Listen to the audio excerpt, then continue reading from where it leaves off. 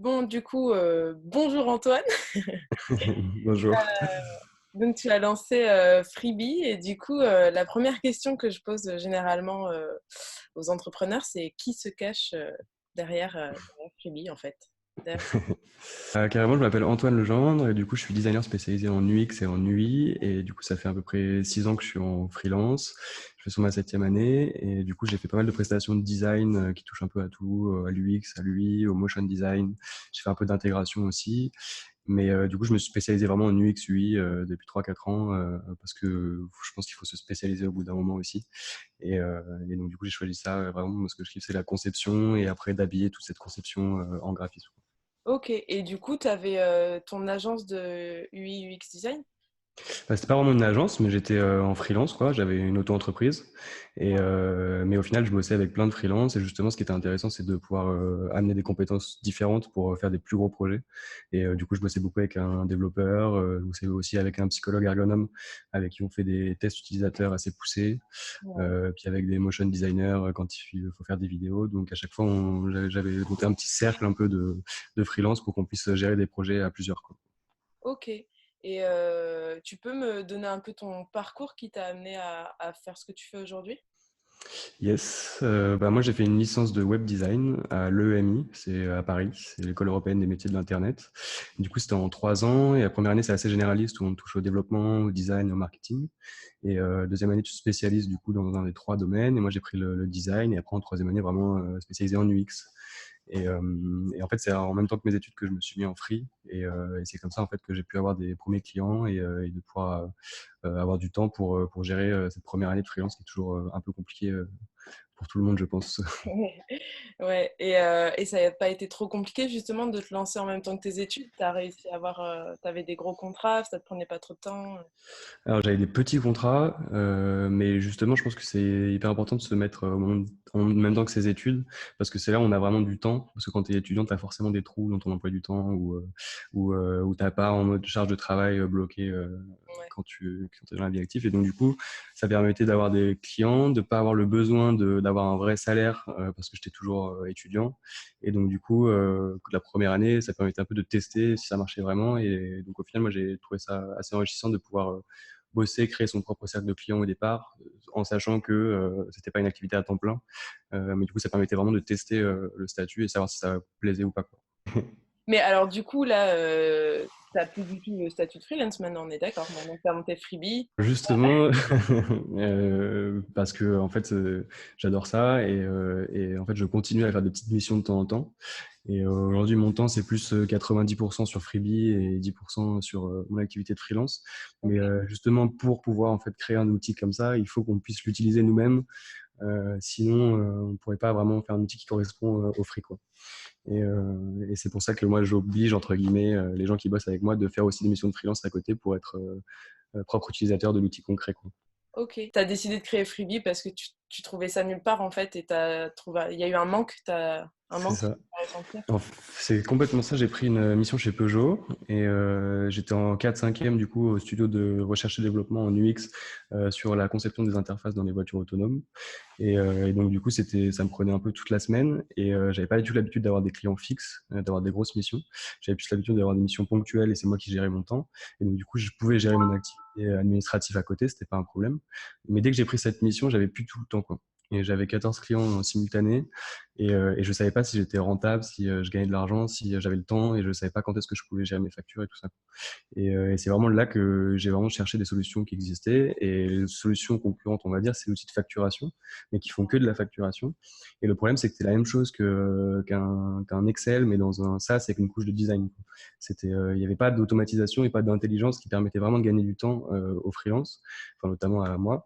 Et donc du coup, ça m'a fait tilter de comment faire pour faire un outil qui fasse vraiment gagner du temps et qui soit vraiment intelligent pour son activité, quoi. Et c'est pour ça qu'on a trouvé un peu l'assistant personnel qui va te dire quoi faire, quand faire et comment le faire. Et une interface du coup avec la synchronisation bancaire qui permet d'automatiser pas mal de tâches. Et c'est pas un déplacement d'un Excel dans un SaaS, mais vraiment, ça fait vraiment gagner du temps. Ouais, ça c'est sûr. Et Ouais. avant justement, tu faisais ça sur Excel du coup? Tout à fait. Complètement. Enfin, Excel et InDesign pour les factures, quoi. Mais Ah bah voilà, ça me rassure. Je suis pas la seule, hein, parce qu'il y en a qui m'ont regardé avec des grands yeux. Tu fais ta facturation sur InDesign. Et c'est trop bizarre parce que tu as autant de devs qui veulent avoir des factures qui soient designées que des DA qui en ont rien à foutre, quoi. Et c'est vraiment, et c'est totalement différent et il n'y a pas il y a pas de règle. Parce qu'en fait, on part du principe que c'est quand même un document comptable qui va être lu par une personne de la boîte. Et donc, il y a des gens qui pensent que c'est pas forcément obligatoire d'avoir la personnalisation, quoi. Ouais, ouais. Mais, Après, c'est peut-être plus au niveau des devis au tout début quand ouais, on va chercher du client, montrer que ben, quand tu es carrément. dans tout ça, l'identité graphique et tout, avoir un devis Mm. qui est sympa, ça aide, je pense, un peu.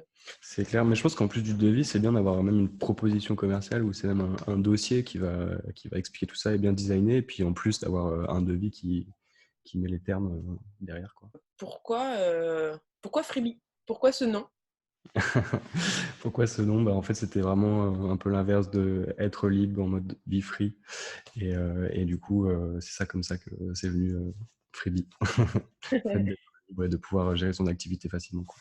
C'est venu genre d'un coup ou t'as fait une grosse séance de brainstorming pour Bah, trouver... grosse séance de brainstorming et en fait depuis le départ on a totalement inclus nos utilisateurs aussi dans toutes ces phases-là et on a fait beaucoup de recherches et beaucoup d'entretiens, beaucoup de recherches quoi et c'est là-dessus qu'on est tombé notamment sur le nom. D'accord. Et du coup, tu as confié la conception du logo à quelqu'un ou tu t'en es chargé? Je m'en suis chargé. La partie design, il y a pratiquement que moi qui m'en suis occupé sur Freebie, ouais. Ok. Et dans tout le lancement de ton aventure, tu as été seule ou tu es associé à quelqu'un ou... Alors j'ai été seul au départ parce que j'ai voulu m'associer avec mon développeur qui est actuellement le développeur de Freebie. Mais lui, il avait besoin en fait d'argent. Moi, j'avais de l'argent parce que je travaillais chez Peugeot et j'en avais. Et donc du coup, on s'est pas associé comme ça, mais ça aurait dû le faire. Donc c'était plus sur facture. Et comme j'étais presque à 4/5e dans une autre entreprise, c'était un peu compliqué de trouver un associé à ce moment-là qui partage pas le même temps qu'en fait. Et donc en fait, j'ai avancé tout seul. Et maintenant, Guillaume, le développeur, il a des parts dans la boîte. Et du coup, on avance à deux vraiment, quoi. Ok.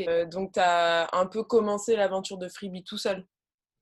Ouais, bah, en fait, c'était tout seul en tant que fondateur de la structure, mais Guillaume, le développeur, en fait, on a vraiment créé à deux toute la structure et sans lui, j'aurais jamais pu créer l'outil, quoi. Ouais, c'est ça, En fait, je remarque que souvent, les gens qui ont créé des boîtes, au final, ils n'étaient pas seuls, quoi. Ouais. Les deux, enfin, associés. Du coup, je pense que ça doit quand même aider beaucoup pour partager les idées et se stimuler, quoi. Enfin, je Bah sais à fond, parce que si, complètement, parce que quand tu as un seul cerveau qui réfléchit au projet, ça va forcément moins vite que deux et on n'a pas forcément les meilleures idées tout de suite. Et c'est bien de confronter et d'avancer à deux. Et puis surtout que Guillaume, il est sur toute la partie technique, vraiment de développement. Et c'est moi les compétences que j'ai pas du tout. pas. Donc je fais de l'intégration, donc j'ai des notions de code et tout, mais en fait lui, il fait vraiment tout le back office, tout le back et tout le front. Et donc du coup, enfin c'est hyper complémentaire pour avancer à plusieurs. Ça, c'est bien, hein. Les profils complémentaires dans ce genre d'aventure, c'est très pratique, je pense. Et puis c'est hyper compliqué aussi de trouver la bonne personne parce que s'associer, c'est un peu se marier. Et donc du coup, si ça se passe mal, c'est l'enfer, quoi. Et j'ai eu beaucoup de chance par rapport à ça jusqu'à présent. Ouais. Je pense qu'on s'associe, mais ça se cherche pas vraiment un associé. C'est comme toi, tu l'as eu au départ, c'est tu as trouvé quelqu'un dans un espace de coworking et du Bah coup, ça ouais. a matché. Et je pense Ouais. que c'est ça qui fait que tu trouves vraiment un associé sur un feeling, quoi. Qu'est-ce que tu penses de bosser avec des amis? Et ben, j'ai pas trop eu l'occasion, honnêtement, parce que bah, lui, justement, c'était pas un ami. Enfin, Ouais. voilà, on se voyait pas trop. Après, là, tu vois, je fais un peu bosser des amis à moi par ma boîte, mon agence. Honnêtement, ça se passe bien, mais pour l'instant, enfin, je recrute plus effectivement des gens que je connais pas. Au final, je me rends compte, je fais beaucoup mon recrutement sur Malte Ok. pour refaire bosser des freelances. Et du coup, ouais, non. Au final, avec les amis, c'est vrai. Ouais, faut se méfier pour pas gâcher des amitiés. Je pense, je sais pas pourquoi tu me poses cette question. T'as quelque chose Non, non, on parle justement des associés, des gens à qui choisir, à qui bosser. Et c'est vrai que c'est toujours mieux de bosser avec quelqu'un forcément qu'on ne connaît pas trop parce que c'est aussi cool de découvrir la personne. Enfin, voilà. C'est- C'est ce que je me suis dit, moi, quand je me suis associée, enfin, associée pendant 2 mois, du coup, avec le mec. C'est que je me suis dit, bah, au moins, si ça se passe mal, je risque rien, en fait. C'est Bah, pas grave, ça va pas gâcher mon été, quoi. et, et les relations, elles sont forcément différentes de travail avec une personne que tu connais pas qu'avec un ami. Et même si c'est pas volontaire, au final, c'est pas pareil, quoi, les échanges, l'affection. Ouais. Qu'est-ce qui t'a donné envie d'entreprendre je sais pas si c'est par rapport à ton schéma familial, c'est souvent ça, je trouve. Ou- Bah, ça peut jouer, ouais, forcément. Mon père, il avait une entreprise dans le bâtiment et du coup, il était un peu d'immobilier, un peu de bâtiment. Et il avait ses bureaux dans notre maison, on a grandi. Donc, du coup, forcément, ça m'a mis un peu l'envie d'entreprendre quand je voyais un peu la vie qu'il avait. Et, euh, et en fait, j'avais longtemps que j'avais envie de monter une structure, mais je savais pas encore comment. Mais depuis plus jeune, j'avais vraiment envie de monter ma boîte. Et c'est pour ça que j'ai commencé par le freelance. Et en fait, c'est grâce à toutes les compétences que j'ai acquis en faisant du freelance que j'ai pu monter cette structure. Et, euh, et m'a donné aussi l'envie de la monter, quoi. Ok, du coup, on va enchaîner là-dessus. Donc, ça t'a pris combien de temps de monter ce projet global? Pouloulou. Du début, genre au jour où tu as appuyé sur le bouton rouge, tu as dit allez go, et Ouais. ça marche. Bah écoute, j'ai eu l'idée, ça m'a fait vraiment tilt, donc c'était fin 2016. Vraiment fin d'année 2016, et c'est là que je me suis dit ok, il y a un truc à faire, et on a commencé le développement en janvier 2017. Et là, on a mis à peu près 1 an de développement. Et en janvier 2018, on a lancé une grosse phase de bêta test justement avec le psychologue ergonome qui a bossé avec nous. Et donc là, on a rencontré nos users, on a rencontré une cinquantaine avec une vingtaine en physique et une trentaine en visio. Et donc là, on a pu vraiment avoir tous les inputs et faire les premiers tests avec ceux qui avaient jamais testé l'app ou ceux qui avaient déjà testé pendant un mois. Et à la fin de ces tests, justement, on a lancé la version publique le 31 juillet 2018. Donc ça fait à peu près 1 an et demi de développement en tout Ouais. pour le lancement, quoi. Au moment où on a appuyé sur le bouton rouge. Et du coup, tu l'as financé comment ce projet? Parce que quand tu me parles de tout ce qui a été mis dedans, je sais pas si Bah écoute, c'était totalement de l'autofinancement Ah, depuis le début. J'ai fait un petit prêt pour avoir le capital de départ en perso. Et puis ensuite, j'avais des bonnes factures en fait chez Peugeot, ce qui me permettait de couvrir la totalité de la boîte. Du coup, comme on a avancé, j'ai avancé un peu pendant 1 an à peu près en étant toujours chez Peugeot pendant 8 mois. Et après, je me suis mis à temps plein au début de l'année 2018. Et donc, du coup, ça m'a permis vraiment de couvrir tous les frais de la boîte. Et ensuite, j'ai eu des subventions aussi de la BPI qui m'ont donné 30 000 euros pour continuer la recherche et développement. Et ensuite, j'ai repris un prêt et j'ai vendu des prestations de design en freelance et tout ce que je gagnais, je le réinjectais dans la boîte. Et voilà. d'accord. Et du coup, pour la BPI, par exemple, tu as dû aller pitcher ou... Bah ouais, c'était parce qu'à la base, on a commencé Freebie en Bretagne. Euh, et du coup, on a eu ce rendez-vous en Bretagne, à BPI Rennes. Et du coup, on a pitché devant une personne. Et après, on a eu la réponse et ils nous ont donné les subventions pour continuer le projet de développement. Ok, et du coup, ouais, il y avait juste une personne quand tu as pitché. Ouais, Et ça, ouais, c'est ouais, un peu le truc qui peut faire peur d'aller pitcher son projet. c'est vrai. Mais ça, ce qui est le plus compliqué, je pense, c'est d'avoir le rendez-vous avec le chargé d'affaires. Ouais. Parce qu'ils reçoivent des tonnes et des tonnes de dossiers. Et du coup, il faut réussir à insister. On a beaucoup insisté. C'était au tout début. Parce que, il y a 3 ans, j'étais encore plus jeune que maintenant. Enfin, il y avait beaucoup de points. Donc, on a vraiment beaucoup insisté. Et on a chopé ce rendez-vous. Et du coup, après, c'était vraiment top parce que ça confirmait que le projet était innovant et qu'il y avait vraiment une appétence de gens qui voient des tonnes de dossiers par jour et qui ont retenu celui-là, quoi. Ouais, mais c'est bien, ouais, vous avez bien fait d'insister du coup, hein. Ouais. Et du coup, ça t'a pris quand même un petit peu de temps. Je suppose que tu as rencontré pas mal de soucis, de galères pendant tout ce temps. Donc, si tu peux nous dire les plus grandes galères que tu as rencontrées. Plus grande galère. Bah écoute, là tout de suite, le point qui me voit, c'est le financement. Ouais. Parce que c'est compliqué d'avancer, enfin, de jamais avoir une grosse somme de départ, mais de tous les mois en avoir une petite somme, quoi. Mhm. Donc ça, c'est un peu dur de toujours tenir et d'être sûr de pouvoir payer tous les fournisseurs et tous les gens qui bossent sur le projet. Ça, c'est un peu stressant au début de pas être sûr de y arriver. Et, et puis sinon, c'est pas des galères, mais c'est hyper long en fait. On se rend pas compte quand on veut bien faire, du coup, c'est hyper complet et ça prend beaucoup plus de temps qu'on imagine. Donc c'est plus le chiffrage, le temps et le financement, quoi. Du coup, tu t'attendais pas à ce que ça prenne autant de temps? Non. M'attendais pas à ce que ça prenne autant de temps parce que justement, on n'a pas fait comme les boîtes un peu à l'ancienne, on va dire, où on fait un cahier des charges complet et on développe tout d'un coup et on fait une livraison et on voit si ça marche. Nous, on a fait vraiment de l'intégration continue. Donc, dès le départ, on savait même pas où on allait aller, mais on continuait à itérer, à développer, à sortir les fonctionnalités qui nous convenaient. On a développé des trucs qu'on n'a jamais mis dans Freebie parce que ouais, c'était des tests et nous, on part du principe qu'il faut vraiment développer, tester et après itérer dessus plutôt que de penser un produit complet et après de revenir dessus 50 fois, quoi. Donc, ça, j'en viens à une question qui est super importante pour moi, c'est donc il n'y a pas eu vraiment de business plan. Si. Il y a forcément eu un business plan, mais il s'est construit au fur et à mesure de la conception. Ça veut dire que il y a des... Parce que ton business plan, tu trouves des manières de récolter de l'argent, que sur des abonnements, sur d'autres choses. Et du coup, ça se construit pareil au fur et à mesure. Et je pense que tout ça, c'est itératif. Et c'est comme le design, la partie business, c'est que tous les jours, tu as des nouveaux inputs qui font que ça change un peu la direction où tu veux aller. Ouais. Et le Bon, fait de après, ne ils pas le disent, hein, un fixer... business plan, c'est évolutif dans tous les cas, enfin, c'est amené à Mm, bouger. Il y a plusieurs tout à versions fait. du... Et, euh, et j'ai eu des tonnes de versions différentes de mon business plan jusqu'à présent et même de toute la présentation du projet. Forcément, je la pitch plus du tout pareil que quand je la pitchais il y a 3 ans. Ouais, bah ouais, tu m'étonnes. Ça a dû bien évoluer. Et aujourd'hui, du coup, les gens qui travaillent chez Freebie, ils sont salariés de Freebie? Ouais, on est salariés et aussi des freelances. Et en fait, on bosse avec les deux, quoi. Le but, c'était vraiment ça pour que, aussi, comme je t'ai dit, ça te permet de vraiment utiliser le logiciel et de savoir de quoi il parle quand il développe, quoi. Mais c'était ouais, vraiment les deux, quoi. Ok. Et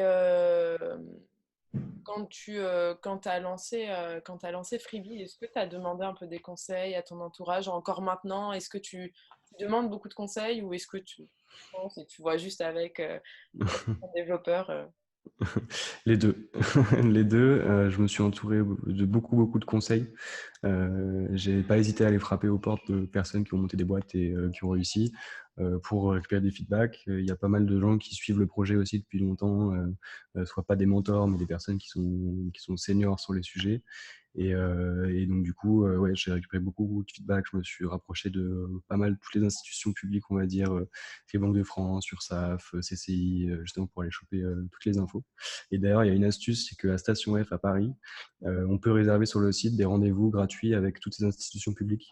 Et c'est ce que j'ai fait. J'ai tous pris. J'ai pris tous les rendez-vous possibles. Et donc, du coup, ça a à chaque fois ouvert des portes et à chaque fois mis en relation avec d'autres personnes. Et c'est notamment comme ça que j'ai eu le droit à avoir le prêt que j'ai eu l'année dernière. Et donc, il ne faut pas hésiter à aller rencontrer tous les acteurs publics parce qu'il y a beaucoup d'aide et on aide beaucoup les entrepreneurs aujourd'hui. Donc, il ne faut pas rester seul dans son coin et au contraire, il faut aller parler. Et il y a plein de gens au début, quand je pitchais mon projet, je disais ouais, n'en parle pas, c'est pas lancé, faut pas en parler. Mais en fait, je pense pas que ce soit la meilleure solution puisque c'est grâce au feedback et au retour utilisateur qu'on a pu créer cet outil et qu'il soit aujourd'hui comme il est. Donc c'est heureusement pas qu'on en a parce parlé, que quoi. toi t'as l'idée et que t'en parles que on va te la piquer. Enfin, parce que Bah, faut le faire après derrière, tu vois. C'est bien d'avoir l'idée, mais tout ce que tu me dis là, tu t'es vraiment bougé quoi pour réaliser ton projet. Tu es allé rencontrer du monde, tu as bougé, tu t'es donné quoi.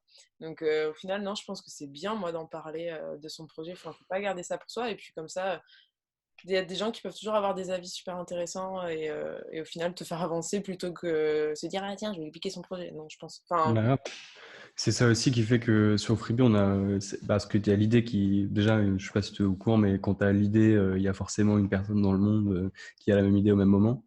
Il y a des statistiques qui disent ça. Et donc, du coup, de toute façon, une idée, ça vaut absolument rien. Et c'est comment elle est mise en place qui compte le plus. Et tu vois, nous, on a un univers concurrentiel assez large. Mais du coup, on le fait d'une manière différente et c'est cette manière dont on l'a construit qui fait que c'est notre avantage concurrentiel aussi. Donc, c'est pour ça que l'idée en elle-même, elle vaut pas grand-chose, quoi. ah ouais, c'est ça. Puis après, il faut voir comment tout est développé derrière. Tu as des conseils à donner par rapport à tout ça, mis à part d'aller rencontrer des gens et t'as C'est vraiment des conseils à donner aux gens qui veulent entreprendre et se lancer dans l'aventure? Faut être passionné par le sujet. Faut être vraiment passionné par le sujet et il faut être sûr que ce soit ça parce que on travaille tous les jours dans le même sujet, avec les mêmes personnes, en parlant de la même chose et du coup, il faut vraiment être vraiment passionné et y croire à 100% parce que si on a des doutes, c'est qu'on n'ira pas forcément jusqu'au bout et donc faut foncer à la fois mais faut vraiment aller vite et après c'est beaucoup de veille, beaucoup de veille, donc être toujours au courant de ce qui se passe, de ce qui sort dans son domaine d'activité. Moi, je passe 1 heure par jour à vraiment faire de la veille et à aller tester des nouveaux outils, aller automatiser des process, aller trouver des nouveautés, quoi. Et donc, ouais, faut être ultra passionné et ultra curieux et être sûr d'avoir les financements nécessaires aussi parce qu'il y a beaucoup de boîtes qui terminent parce qu'ils n'ont pas assez chiffré bien leur projet Mmh. et pas sous-estimer le temps que ça peut prendre de monter un outil en ligne, quoi. Ouais. Au-delà de ça, d'ailleurs, je pense que c'est important de justement prendre son temps pour bien faire et pas précipiter les choses et y aller un peu à l'arrache. On verra. Non, mais parce qu'il y en a, je pense, qui sont comme ça. D'ailleurs, j'en ai interviewé, c'était rigolo parce que il y en a, je leur demande combien de temps ça t'a pris de monter ton projet. Oh, bah, un mois. Ah, d'accord. Bon. Et donc, qu'est-ce que tu préfères dans l'entrepreneuriat là, aujourd'hui? La liberté de faire ce que tu veux. Et Attention, hein, je parle d'entrepreneuriat, hein, pas du statut de freelance. Enfin, pour moi, c'est deux choses très très différentes de ton statut vraiment d'entrepreneur pour Freebie, quoi. Je sais pas si tu et as autant de liberté que le freelance, c'est pour ça que bah, en fait, c'est un peu toi qui gères ton temps. Autant qu'en freelance en fait. Oui, tu as des contraintes, mais c'est toi qui les poses les contraintes. Donc en fait, c'est aussi le fait de surtout ne pas avoir les mêmes journées tous les jours, quoi.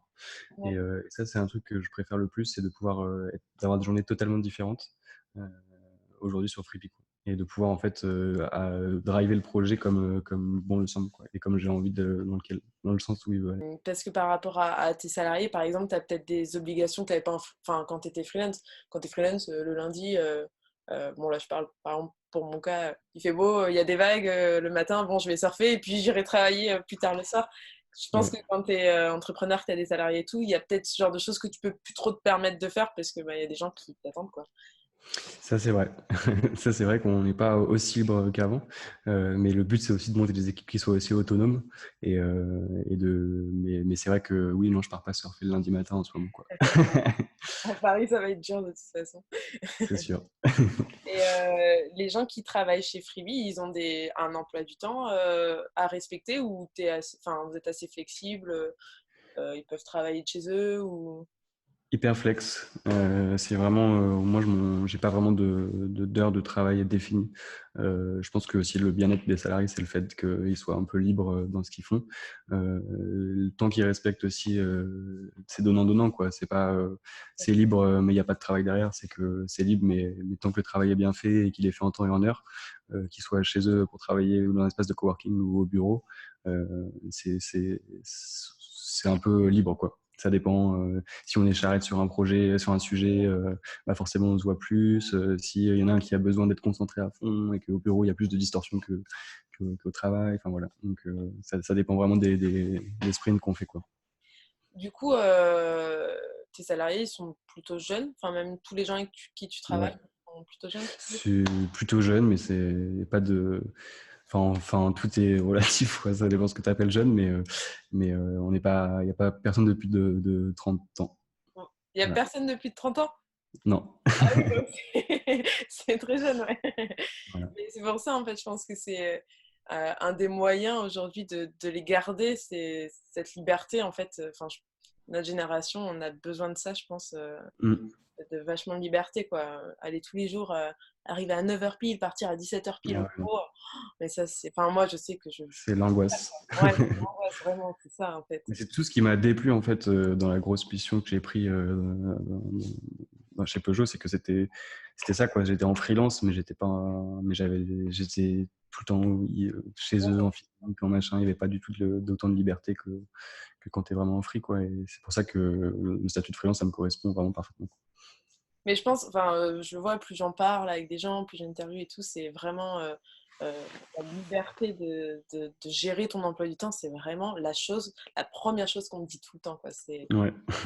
Même moi, hein, je le vois, enfin voilà, aujourd'hui, des fois j'y pense, je me dis, mais si un jour ma boîte ça marche plus et je dois retourner enfin, Ah, aller, parce que je suis jamais allée du coup pour moi, mais dans le monde, enfin voilà, dans une boîte et avoir des horaires comme ça, ce ah serait ouais. très dur, je pense. Je sais même pas si j'y arriverais. Bon, enfin, d'un moment. On y pense tous de ce genre de choses quand on a goûté au freelancing. Du coup, est-ce que tu peux me donner 3 adjectifs pour décrire ton parcours d'entrepreneur? Putain, c'est dur, hein. Euh, Les 3 choses qui te viennent tout de suite à l'esprit pour ouais, ouais, décrire ouais, ouais. l'entrepreneuriat, ton parcours, parce que justement, c'est plus le parcours d'ailleurs. Persévérance, je pense. En fait, que, ouais, il y a beaucoup de mouvements, donc c'est tout le temps différent. Beaucoup de liberté, et ça, c'est top. Découvrir un mouvement et qu'il y a plein de choses à faire, la liberté et peut-être d'ailleurs la patience du coup pour toi, je sais pas, par rapport à ce que tu m'as dit au tout La, début. la passion, c'est ouais, l'enjeu, quoi, le jamais savoir enfin, c'est instable, mais ça aussi, ce qui fait tenir, c'est que si c'était tout tracé, que j'avais 1 million d'euros sur mon compte pour pouvoir monter le projet et que j'avais tout sur la table, forcément, c'est plus, je sais pas, c'est moins sympa que de pouvoir tout construire en partant de rien, quoi. Et ouais, parce que les moments de bad, après ça remonte forcément et là c'est cool. Est-ce que tu t'es déjà senti un peu dépassé et pas vraiment préparé, on va dire, à ce qui est devenu Freebie aujourd'hui? Bah, pas encore, mais c'est vrai que ça prend une grosse ampleur et je sais pas, tu t'attends pas tout le temps à ce que ça grossisse d'un coup comme ça, quoi. Mais en tout cas, pour l'instant, j'ai pas trop de problèmes pour gérer ça, quoi. Ok. Et du coup, les prochaines ambitions, c'est quoi pour Freebie? Pour Freebie, bah déjà pour l'instant on est disponible que pour les auto-entreprises. Donc le but c'est d'être disponible pour toutes les entreprises individuelles, qui dans une prochaine version qu'on appelle la version 3, qui va sortir après l'été. Mhm. De pouvoir du coup avoir aussi une application mobile que vous nous demandez beaucoup. Et ensuite on J'ai sera sur étonné un... d'ailleurs la première fois parce que justement l'interface elle fait tellement penser à une application que pour moi c'était sûr qu'il y en avait une en fait. Même je Ouais. pensais qu'il y aurait eu l'application plus que le web en fait après. D'accord. Euh, Bah, c'est vrai que comme en fait ça évolue tellement Freebie en ce moment et que c'est tout le départ, il y a plein même de choix graphiques ou de choix de conception qui sont pas encore totalement actés, quoi, mhm. parce qu'on le fait évoluer au fur et à mesure. Et bah, c'est hyper compliqué de maintenir 2 projets et de les faire évoluer totalement dès le départ. Et donc c'est pour ça qu'on a voulu vraiment stabiliser la version web, être sûr de tout ça et ensuite de sortir une version mobile par la suite. Mais 90% en fait de nos utilisateurs ne veulent pas créer des documents sur des mobiles, en fait, des documents comptables. Ils ont besoin d'avoir un ordinateur et être posés et de pouvoir gérer leur activité quand ils sont au bureau, quoi. Et il y a des cas où ils ont besoin de faire des devis rapides chez un client, des choses comme ça, mais c'est assez rare sur la gestion, quoi. Ouais, je Et pense que c'est c'est pour ça plus que pour aller voir son compte, enfin, c'est ça. peut-être voir ses factures justement, mais les créer, c'est vrai que bah, même quand tu Ouais. m'avais posé la question, non, enfin, tu fais ça sur ton ordinateur. Enfin, moi, j'ai besoin de voir, de bien voir, quoi. Tout à fait. Donc c'est pour ça en fait qu'avec tous les retours aussi qu'on a, on a préféré se concentrer vraiment sur la version web et dans un second temps par contre on sera sur mobile et sur tout support et dans quelques mois on va dire on pourra aussi être connecté à Alexa, Google Home et contrôler Freebie à la voix, mais ça arrivera dans un second temps. Cool. Il y a une date en avant-première pour moi ou... Il n'y a pas encore de date en avant-première, j'ai pas envie de m'avancer à ce sujet, mais on y travaille. Ok. Et d'ailleurs, en parlant de ça, c'est déjà arrivé que tu aies des envies où vous mettiez en place des choses et que justement, bah, en fait, ça passe pas délai trop court ou ce genre de choses. Ou alors simplement, en fait, ce que tu me disais tout à l'heure, quand vous aviez des idées, en fait, c'est jamais sorti, quoi. Bah ouais, il y a des trucs c'est pas des grosses choses, mais c'est plus des petites fonctionnalités d'amélioration. Des fonctions d'import où tu devais importer un gros fichier CSV, mais enfin, voilà, il y a plein de trucs qu'on a développés où on a itéré dessus. Mais en tout cas, pour l'instant, tous les choix qu'on a fait, c'est ceux qui sont en ligne aujourd'hui, quoi. Mais sinon, ouais, il y a plein de trucs qu'on a testés et on a vu que ça marchait pas et on a enlevé. Ouais. Et ouais. Ok. Bah pour finir, si tu peux me raconter une petite anecdote, un petit truc sympa qui t'a marqué au long de ton parcours. Sympa ou pas Le sympa, hein, parce que Sympa ou pas sympa, une petite anecdote c'est comme ça. parti de la galère, le but. Donc si t'as des petites galères à me raconter, moi je suis contente, hein. Bah c'est vrai que les galères, c'était quand on n'avait pas du tout de bureau, quoi. Et comme j'étais encore chez Peugeot en freelance, je bossais que le soir, le week-end, et en fait, on se faisait des rendez-vous n'importe où, n'importe quand, avec à des horaires pas possibles. On faisait des 22h, 1h du mat, le temps de lancer le projet. Et du coup, c'était un peu compliqué de vraiment gérer l'endroit. Mais depuis qu'on a les bureaux, c'est beaucoup plus simple d'avancer, quoi. Et on faisait des réunions sur des canapés, dans des apparts tout petits. Et c'était marrant de monter ça dans cet environnement, quoi. Et d'arriver aujourd'hui avec des beaux bureaux. Donc c'est cool. Bah ouais, c'est un beau parcours, du coup, c'est bien. Félicitations. Ouais, c'est vrai, Merci. c'est bien enfin, de voir des. Il y en a plein, au final, je vois des jeunes qui entreprennent et tout. Enfin, je trouve ça vraiment, vraiment bien, quoi. C'est important. C'est important. Et c'est ce qui fait vivre aujourd'hui, c'est c'est d'entreprendre, de créer et Mm. de créer des services qui sont utilisés par des milliers de personnes et qui répondent à un réel besoin. C'est hyper satisfaisant. Ouais, ouais. Bah écoute, je t'ai un peu posé tout ce que j'avais, vu que j'ai pas trop eu le temps de même faire des recherches et tout, mais s'il y a des choses que j'ai pas abordées dont tu aimerais parler, euh, enfin, vas-y. On pourra peut-être annoncer la nouvelle fonctionnalité. Ah, oui, bah oui. Mais je pense que tu y as déjà accès, mais du coup, on vient juste de lancer deux nouvelles fonctionnalités. La première, c'est un catalogue de prestations qui va pouvoir vraiment centraliser toutes les prestations que vous avez l'habitude de réaliser pour aller encore plus vite sur la création des documents. Et la seconde, c'est l'outil time tracking qui permet en fait de traquer le nombre d'heures qu'on passe sur chaque projet et du coup de les associer aux bons clients et les associer aux tâches de notre catalogue. Et du coup, ça calcule automatiquement la rentabilité des tâches par heure, par jour ou par mois. Et après, on peut créer des factures à la volée en quelques clics avec toutes nos entrées du mois. Et donc ça, c'est disponible depuis pas très longtemps. Et voilà. Et merci d'avoir fait ton retour d'ailleurs sur l'outil.